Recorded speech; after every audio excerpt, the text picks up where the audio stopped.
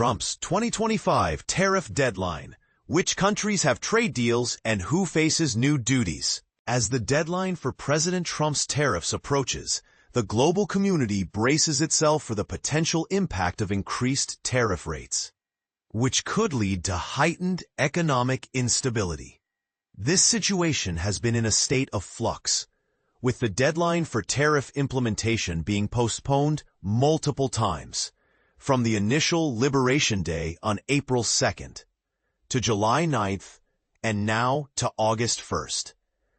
In an interview with Time magazine back in April, Trump boasted about having secured over 200 deals, while his trade advisor, Peter Navarro, suggested that achieving 90 deals in 90 days was feasible. However, the reality has fallen short of these ambitious claims, with only 8 agreements finalized over the past 120 days, including one with the European Union, which consists of 27 member states. Let's take a closer look at the current landscape of international trade agreements. United Kingdom, leading the way. The United Kingdom was the first to establish a trade agreement with the U.S., finalizing a deal as early as May. This agreement includes a baseline tariff of 10% on UK goods, along with specific quotas and exemptions for certain products, such as automobiles and aerospace items.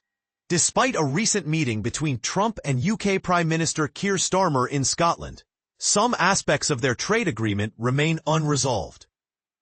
Notably, the tariffs on UK steel and aluminum, which the US has agreed to reduce, are still under discussion. Additionally, negotiations regarding the UK's digital services tax, which Trump wishes to eliminate, are ongoing. Vietnam, significant tariff reductions.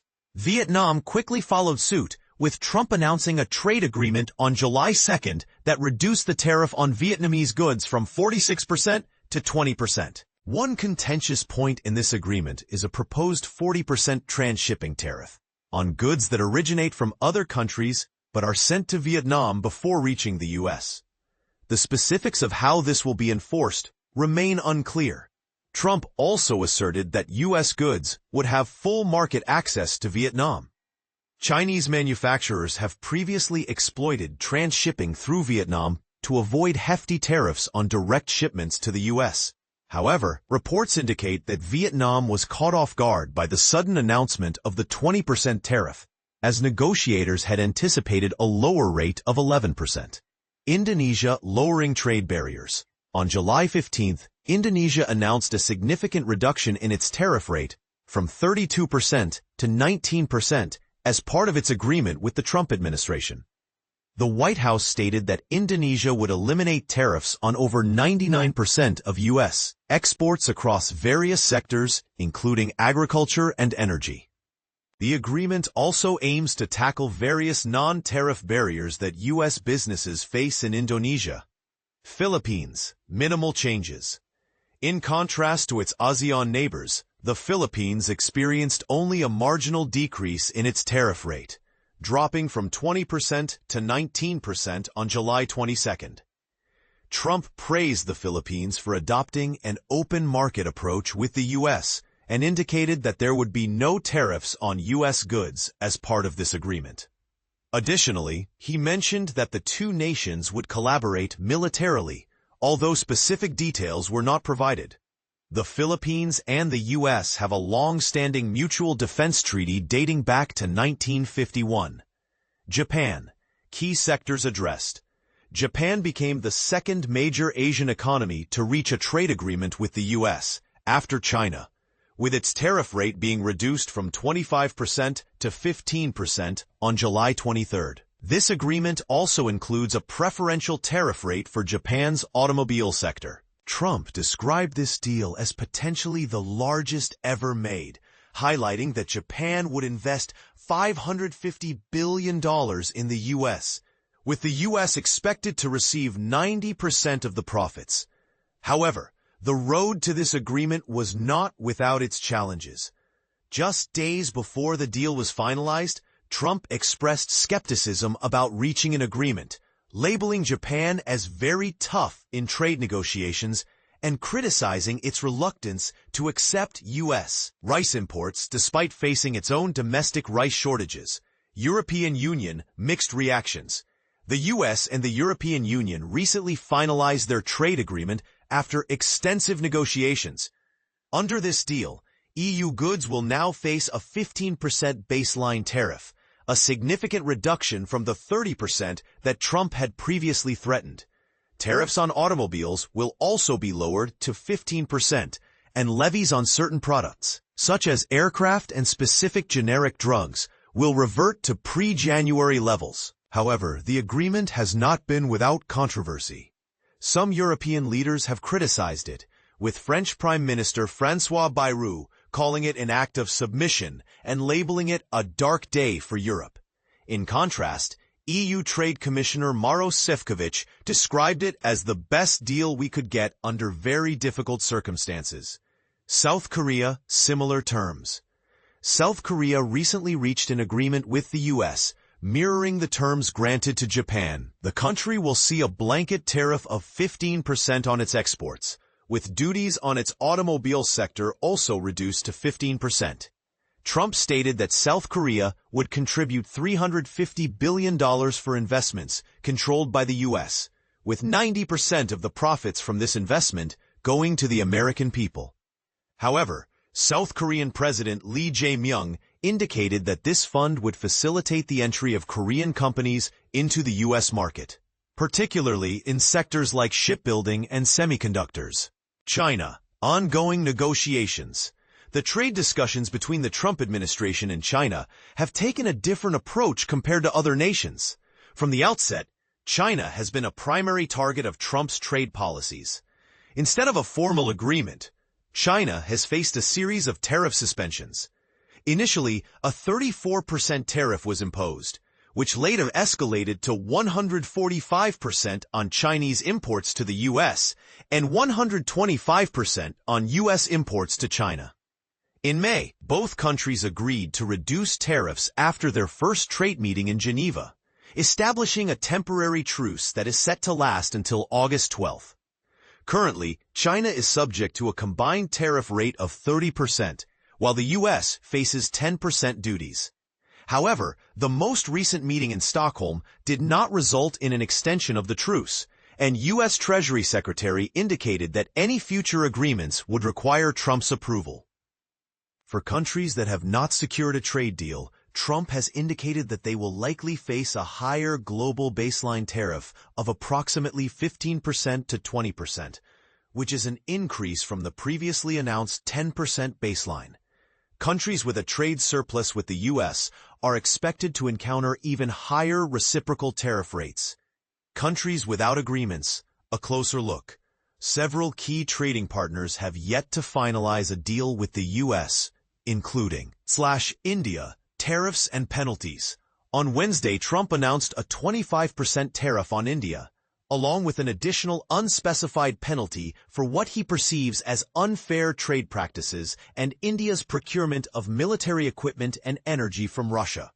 Trump remarked that while India is a friend, the two nations have historically conducted limited business due to India's high tariffs, which rank among the highest globally. The 25% tariff is slightly lower than the 26% rate imposed on Liberation Day, but it remains at the upper end of the 20% to 25% range that Trump had previously mentioned. Canada.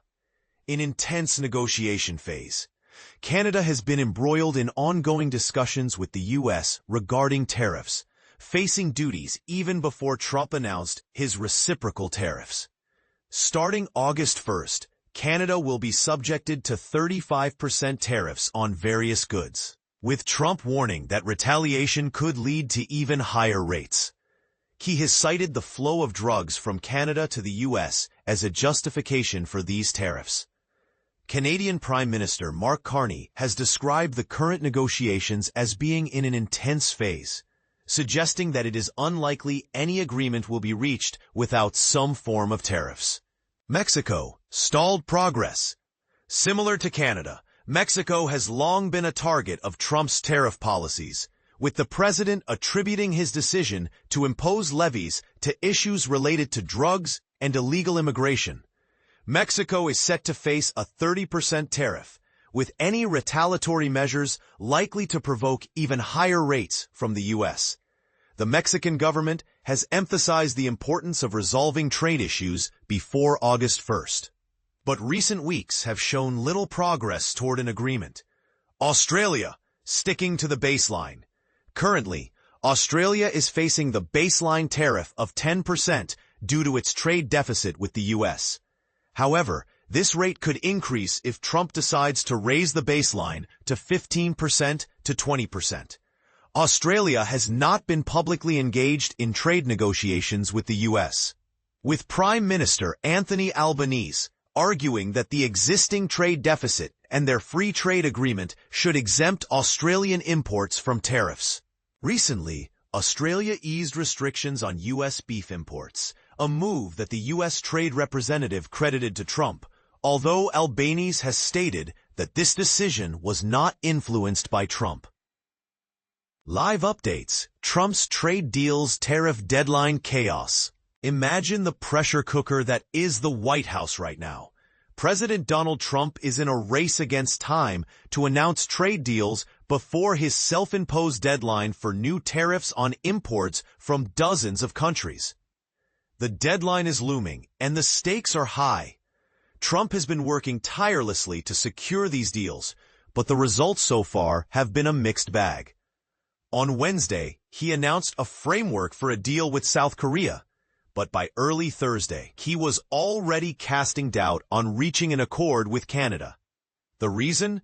Canada's decision to recognize a Palestinian state, a move that Trump opposes. This unexpected development has thrown a wrench into the works, making it very hard for Trump to finalize a trade deal with Canada, as he put it. But here's where it gets controversial. Should a country's stance on international recognition influence trade negotiations? And this is the part most people miss: the impact of these tariffs on everyday Americans. Procter & Gamble, for instance, has announced it will raise prices on about a quarter of its products starting in August, citing the $1 billion tariff hit it expects annually. This means that household staples like Dawn dish soap, Charmin toilet paper, Crest toothpaste, and Tide detergent are about to get pricier. But is this the right approach? Should tariffs be used as a tool for economic leverage, or are they simply hurting the average consumer? Trump's tariffs are also facing a major legal challenge in a federal appellate court on Thursday. A group of small businesses and states are arguing that no emergency exists to allow the administration to bypass legal steps to impose these tariffs. This legal battle could have far-reaching implications for Trump's economic policies. Meanwhile, House Republican Conference Chair Lisa C. McClain is hitting the road next week to promote the GOP tax law in 3 competitive House districts. She's partnering with the National Association of Manufacturers for events in districts represented by Reps Tom Keene Jr., New Jersey, Rob Bresnahan, Pennsylvania, and Ryan McKenzie, Pennsylvania. But will this effort be enough to sway public opinion in favor of the tax law? And what about the ongoing saga of Jeffrey Epstein? The House Oversight Committee has thrust itself into the spotlight again after one of its subcommittees voted to subpoena the Justice Department's files on Epstein. Representative Robert Garcia, California, led the charge, bypassing the committee's Republican leadership to subpoena the files. This move has sparked a lot of discussion and debate. But what does this mean for the future of the Epstein case? And what role will the House Oversight Committee play in uncovering the truth? After a brief respite, President Trump has resumed his attacks on Federal Reserve Board Chair Jerome H. Powell. Trump,